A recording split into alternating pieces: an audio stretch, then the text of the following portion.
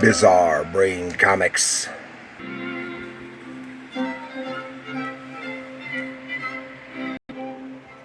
Hello, my comic book friends, and welcome to Bizarre Brain Comics. I am Gary, your host, and this is where I like to take a look at some older comics, talk a little bit about the characters and creators, and examine the stories and the art. And this time, the one I want to take a look at, wet my whistle a little bit, is this one here. It's Uncle Scrooge Adventures, number 24 from 1994, from Gladstone Publishing.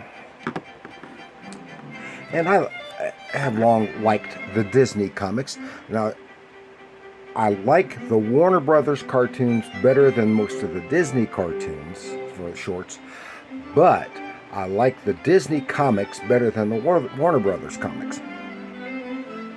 And I think part of that is because a lot of several of the Disney characters tend to have more of a humorous adventure stories, and for that the Ducks are best, because it was passed down from Carl Barks, who created the comic book version of Uncle Scrooge, and he did a lot of adventuresome type stories with Uncle Scrooge, Donald, and the nephews. And then other writers have carried that on.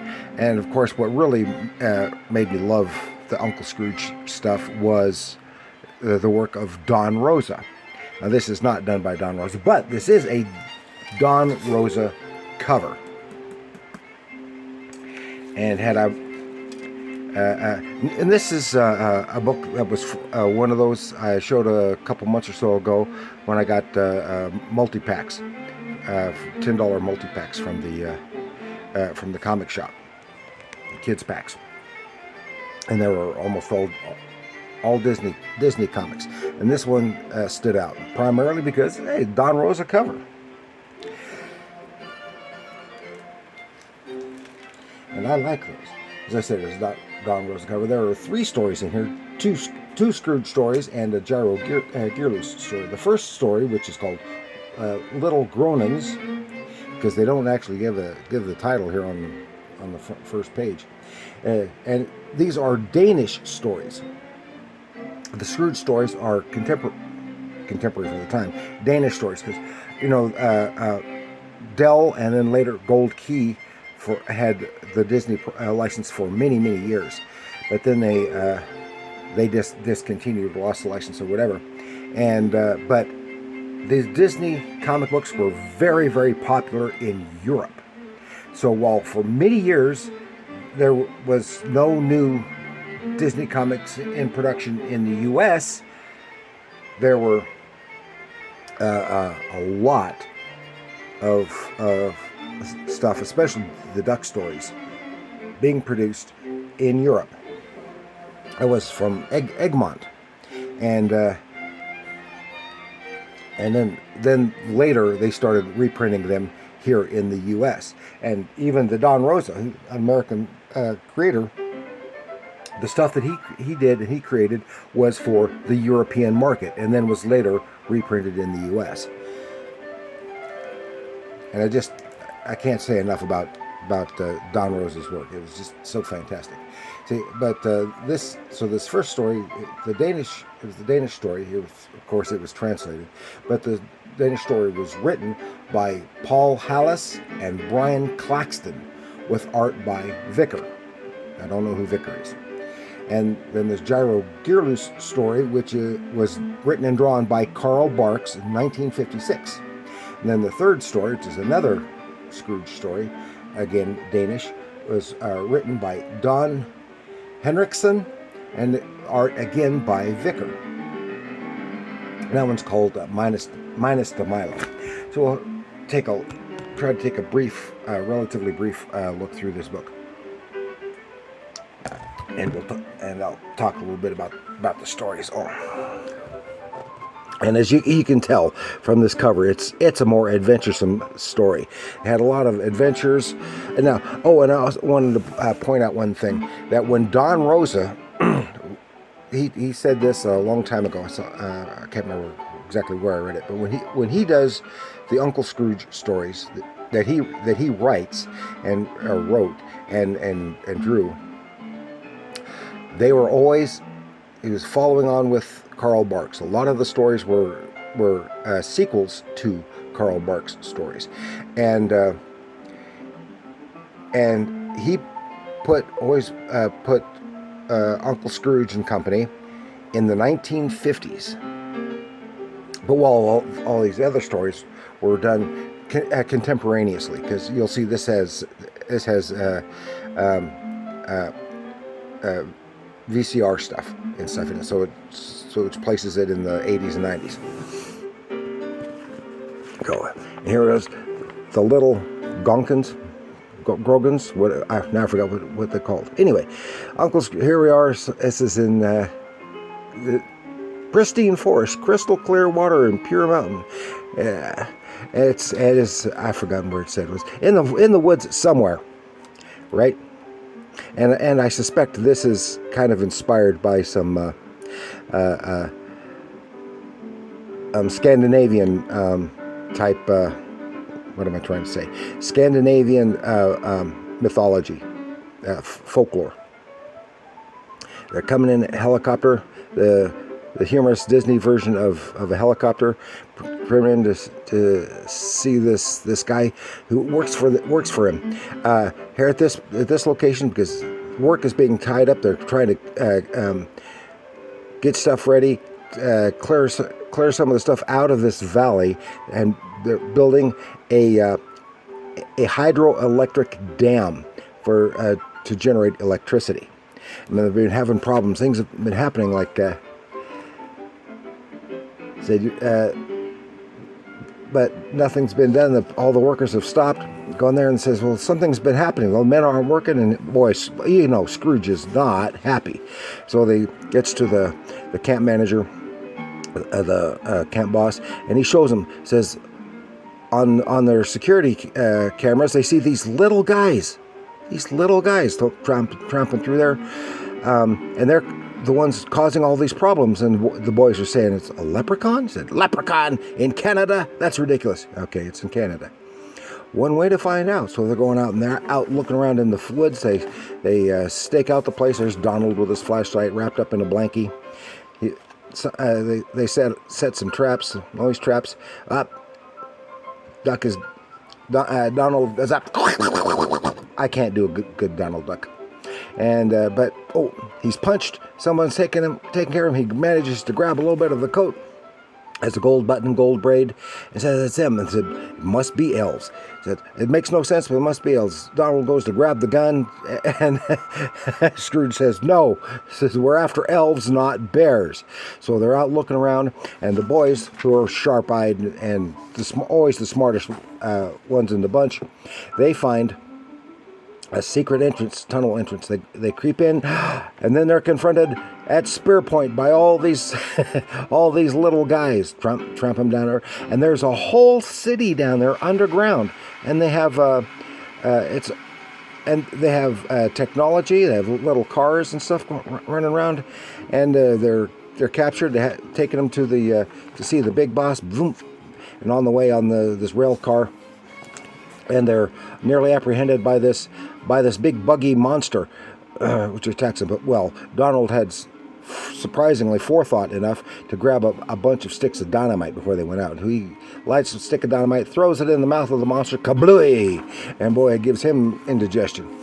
And now the little guys, the Grogans, start giving some backstory that the place is infested with these guys, and they're a real nuisance, and they sometimes stage attacks on the city, etc. Now they're here. They go to see the big boss. They're in court. And the surface dwellers. And the thing is, they're basically being prosecuted for the surface dwellers sabotaging, or they think it's sabotage, destroying the valley up top, and said, but then he explains it's to build all this is they're going to have a lake which will wind up flooding them out, to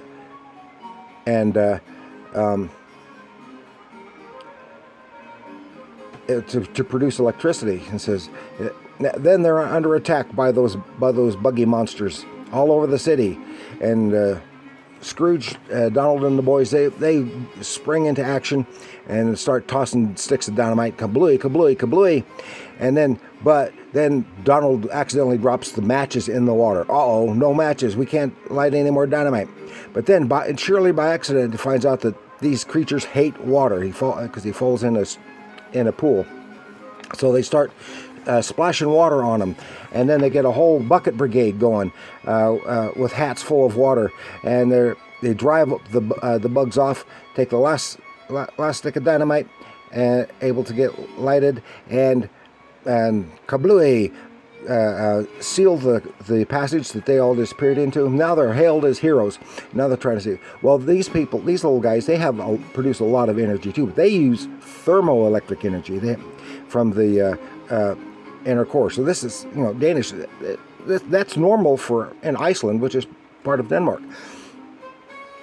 And they see what's going on. So they come, and they have a nuisance. They have digging access for their expand their city and their thermoelectric plant, and they keep digging up all this gold, which is just useless to them. So Scrooge gets the gold. He stops the building the hydroelectric dam, and instead has these little guys build them a huge geothermal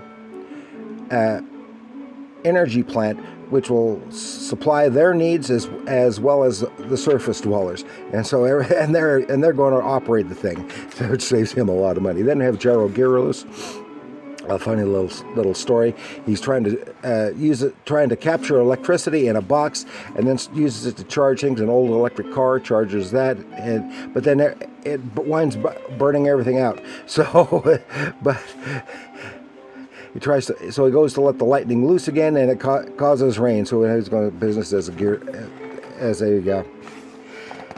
a rainmaker. Then in Minus de Milo, this is again the art of Vicar, has some really nice artwork. It's not quite as nice in my opinion as as Don Rosa's, but it's some really fine, really nice artwork. Good visual storytelling, very, very consistent on the modeling of the characters, etc. So we're in the McDuck Art Museum, and Uncle Scrooge is showing one of his most prized treasures, which is the Minus de Milo, based on the Venus de Milo. There's a statue of a woman without a head and without arms, just like the Venus de Milo. So he wants, and he's been unable to find the arms and the head, and spent a fortune trying to do it. It'll make it even more valuable if he can. So he's got an idea. Goes to Gyro Gearloose to use his time machine. They go back in time to the place that the city, ancient Greek city where the statue was found. We get there, and the place is deserted. What's the deal? It turns out everyone beat feet because the place is being invaded. So the place is being invaded. They shut the doors, and they take off trying to hide while the city is starting to be overrun. So they're trying to get to safety, and in the process, they come across, trying to hole up, and now they can't get back to the time machine. Then they find the Minus de Milo, with a head and arms. Oh my gosh, what are we going to do? And it turns out that the whole reason for the attack is because this sculpture was commissioned, and it's based on the head general's mother, and he hates it. So that's what he's there. In the process, they use the statue basically as a weapon. In the process, lose the arms and the head. So they says. So the boys are carrying the arms. Gives Donald a sack to put the head in. He grabs the head, and what he thinks is the head, put it in the, because it's over in the corner in the dark, puts it in the sack, and they run off. They get back to the time machine, but the boys have to use the statue's arms to hold off the soldiers for just long enough to get in the time machine. They get back to the present and find out, oh, we lost the arms on it, but at least we got the head. Pulls it out, and Donald had accidentally put a pot in there, so he still does not have the head and arms of the statue of the Midas de Mano. And that's a lot of fun. I love the Disney comics through this period. I don't know why you just don't see much anymore, and what you do seems kind of dumb. So that's all I had for you. I want to thank you for joining me. So please like, share, subscribe, and leave your comments down below. Tell me what any particular Scrooge adventures that you like, any particular creators that you like best. Maybe you're just a Karl Barks purist, or maybe you're like me. You're a Don Rosa fan. I like Don Rosa better than Karl Barks, and Karl Barks was fantastic. So, or maybe you just happen to be a Vicar fan. Whatever the case may be, let me know in the comments down below. And remember, comics are art.